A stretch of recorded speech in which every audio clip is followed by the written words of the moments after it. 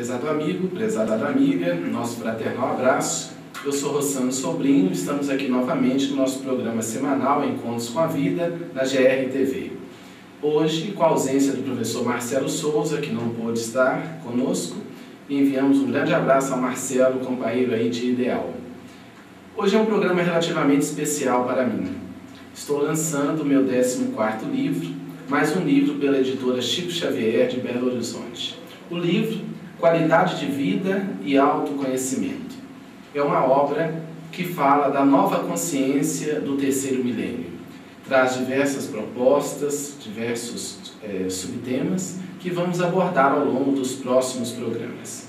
Gostaríamos de convidar os companheiros de Espera Feliz e região, porque hoje à noite, hoje dia 13 de julho de 2012, estaremos lançando a obra numa solenidade na Câmara de Vereadores aqui de Espera Feliz, a partir das 19 horas. Esse livro, prezado amigo, querida amiga, é uma obra que fala sobre o autoencontro, a busca da própria consciência que somos. Vivemos uma sociedade muito aturdida, que conseguiu vencer intempéries climáticas, problemáticas da própria estrutura da vida física, mas uma sociedade que ainda não logrou a paz. Vemos pessoas aturdidas, buscando uma saída para seus problemas, conflitadas, angustiadas. A depressão toma conta de muitas pessoas pelo mundo afora, considerada no século XX a doença do século. Mas o que falta à criatura humana? A criatura humana perdeu o endereço de Deus e tem buscado Deus fora de si. Mas o Pai, o Criador, está íncito na nossa própria alma, na nossa própria consciência. Nós não temos vida, nós somos vida. Portanto, não há morte. A morte é apenas uma passagem para a dimensão espiritual, porque nós só perdemos aquilo que temos, não podemos perder aquilo que em realidade somos. Nós somos uma consciência imortal. E o despertar de uma nova consciência se faz necessário. Todas as religiões falam desse final dos tempos da humanidade, desse final de mundo, mas na verdade é o final de um mundo materialista, de um mundo onde domina a dor, o sofrimento, a maldade, a crueldade. Mas estamos no início de uma nova era, de um novo tempo. As Escrituras Sagradas nos falam desse novo tempo, muito especialmente no Apocalipse de João. João relata: e vi um novo céu e uma nova terra. O novo céu é a nova consciência, que dará origem a uma nova estrutura social, a uma transformação em todos os quadrantes da sociedade. Porque o mundo de fora é, em realidade, aquilo que é o mundo de dentro. Tudo começa dentro de nós. E nós precisamos despertar para os valores da alma. Allan Kardec, o codificador do Espiritismo, nos fala no livro A Gênese que somente através de uma renovação moral é que o homem logrará alcançar a felicidade. Então não é possível ser feliz apegado aos valores da matéria. A matéria deve estar a serviço da consciência profunda. Não é nossa inimiga, mas deve ser instrumento do espírito que somos e não ficarmos à mercê da matéria. Alguns dos temas desse novo livro, que tem como eixo essa proposta dessa nova consciência, quando o ser se percebe espírito imortal e percebe a própria mente, que é o conjunto das suas emoções, dos seus pensamentos, quando ele começa a gerenciar a mente e não ser comandada por aquilo que pensa, por aquilo que sente, esse é o despertar. Quando se diz que Siddhartha Gautama tornou-se o Buda, o iluminado, na verdade é uma referência a esse momento do despertar. Quando a consciência que somos percebe os pensamentos e as emoções que temos. Normalmente nós estamos profundamente identificados com as emoções e os pensamentos. Eu atendo muitas pessoas, tanto na Casa Espírita, no nosso trabalho de atendimento fraterno, como psicopedagogo que sou, e observo as pessoas identificadas com os problemas. Elas não conseguem ter um olhar de cima, de fora, para observar. Porque nós somos espíritos. Nós deveríamos ter essa consciência mais ampla. Tudo que nós vivenciamos na Terra são apenas materiais pedagógicos a serviço da nossa evolução. Os espíritos nobres nos dizem que a dor é um convite da vida para que aceitemos uma entrevista com Deus. Então, quando o sofrimento nos visita, uma problemática, um desafio, é um convite à renovação, porque toda crise é oportunidade de evolução. A civilização humana vivencia uma crise sem precedentes. É um momento de dar um salto quântico, de progredirmos, de avançarmos, de observarmos além do horizonte material, de compreendermos que somente o amor e o servir nos trarão a felicidade, o trabalho no bem. Então, nesta obra, nós falamos dessa nova consciência e apresentamos vários tópicos, através dos quais o leitor meditará sobre sua realidade profunda, através do caminho do autoconhecimento. A primeira parte do livro trata do autoconhecimento e a segunda parte do autoamor. Porque não se pode mergulhar em si mesmo sem se amar, porque é um risco muito grande, porque podemos identificar sombras, problemas internos, coisas a resolver, e se não nos amarmos, vamos sofrer demais. Então, essa consciência que as religiões têm sinalizado dentro de uma linguagem mais dogmática, o fim do mundo, o fim da Terra, na verdade, é o fim de um ciclo evolutivo. E a doutrina espírita nos explica isso com clareza. É o início de um novo tempo, o fim de uma etapa, de um ciclo e o início de uma nova aprendizagem para a espécie humana.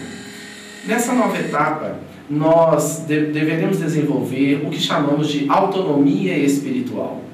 Nós já ficamos muito dependentes dos outros e às vezes culpamos o mundo de fora pela nossa infelicidade, pela nossa desdita. Culpamos o pai, a mãe, o prefeito, o presidente, a estrutura social, a religião, às vezes culpamos Deus. Mas, na verdade, nós somos arquitetos de nós mesmos. Deus sempre nos ampara. Às vezes eu observo alguns alunos, quando eu cobro, digo, meu amigo, vamos estudar esse ano, você precisa passar. E alguns me respondem assim, professor, se Deus quiser, esse ano eu passo. E eu digo sempre, mas Deus sempre quer o bem. Isso é desculpismo. Você é que tem que querer, porque a parte de Deus está sempre pronta. Deus está íncito em nós, trabalhando em nosso benefício. Agora, nós precisamos aprender a observar e dar conta de nós mesmos. Allan Kardec, o codificador da doutrina, indagou aos imortais onde estaria escrita a lei de Deus. E eles disseram, na questão 621 de O Livro dos Espíritos, que é a obra básica da doutrina espírita, na consciência. Então, despertar essa lei interna é o que nós chamamos de autonomia espiritual. Heteronomia, a lei que vem do outro. O outro cobra, o pastor, o padre, o médium, o líder. Alguém nos cobra e a gente vive porque alguém disse. Mas esse é um ciclo que está se fechando. Não vamos perder as lideranças, é evidente. As referências positivas, precisamos de todas elas. Jesus é a nossa referência maior. Mas Jesus não pode caminhar por nós. Jesus, eu escrevi num dos meus livros, é o caminho, mas a caminhada é nossa, indubitavelmente. Não podemos transferir. Ele disse, quem quiser me seguir, vir após mim, negue a si mesmo. Tome a sua própria cruz e siga-me. Ou seja, assuma a responsabilidade de sua vida espiritual, de sua vida emocional, de sua vida de relações, de sua vida profissional. Procurando essa essência, vamos descobrir o que viemos fazer na Terra, o significado dessa experiência. Então, falamos dessa autonomia, de nós sermos responsáveis. Não sermos culpados, porque vamos falhar, vamos vacilar. Somos espíritos aprendizes numa jornada milenar. Então é óbvio que falhar faz parte desse processo. Não desenvolver autoculpa, não dizer, eu sou o culpado. Não, eu sou responsável. Mas qual a diferença de ser culpado e ser responsável? A diferença é essencial. O culpado espera o castigo. O responsável procura reparar as próprias falhas, reeducar-se. Então o livro propõe a autonomia, assumir as rédeas da própria vida, meditar sobre aquilo que fazemos no dia a dia. Estamos sofrendo na família, no trabalho, nas relações com os amigos, no contato social, no nosso núcleo religioso. Será por quê? A vida, em essência, é perfeita porque Deus não erra. Como disse Einstein, Deus não joga dados com o mundo. Então nós é que devemos nos orientar melhor, perceber o mundo íntimo para caminhar com mais segurança. Vivemos um período de muita depressão na Terra. As pessoas perguntam por que tanta depressão.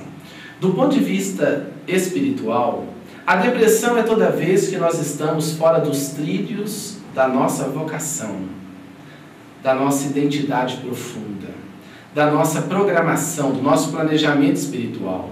Quando nós nos afastamos justamente da nossa essência, os valores espirituais. Quando nós estamos distanciados, desconectados de nós, a dor vai nos visitar. Não como castigo ou punição, mas como oportunidade de revisar os nossos passos. Então a depressão é uma queda geral de energia no ser, porque ele está fora dos trilhos. É como um trem fora dos trilhos, ou alguém caminhando sem ter um trilho para caminhar. Então a pessoa fica ali sem rumo, sem energia, sem vontade. Há uma escritora mineira, Adélia Prado, ela escreveu um poema muito bonito e tem um fragmento que diz: não quero faca nem queijo, quero fome. Podemos ter tudo em derredor. Certa feita uma senhora nos procurou dizendo: Rossana, eu tenho tudo. Está tudo certo, no seu lugar, não me falta nada em casa, eu tenho trabalho, um esposo maravilhoso, filhos excelentes, mas eu não estou bem. Falei: então mergulhe em si mesma. Há algo a realizar, há algo a fazer, há algo a identificar dentro de você mesma, para que você se conecte com essa essência da consciência profunda que somos. Isso é o despertar.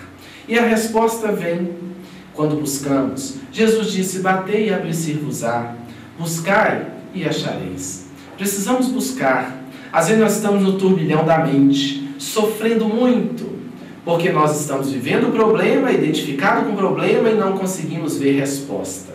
Silencie a mente. O Espírito Emmanuel, que foi o mentor espiritual de Francisco Cândido Xavier, nosso querido Chico Xavier, propõe: Deus não faz sintonia com o desespero. Busque silenciar a mente, esse turbilhão emocional e mental, orar e aguardar a resposta. E, paralelamente, estar sempre tentando agir para equacionar os desafios. No próximo bloco, a gente volta conversando mais um pouco sobre o meu novo livro, Qualidade de Vida e Autoconhecimento.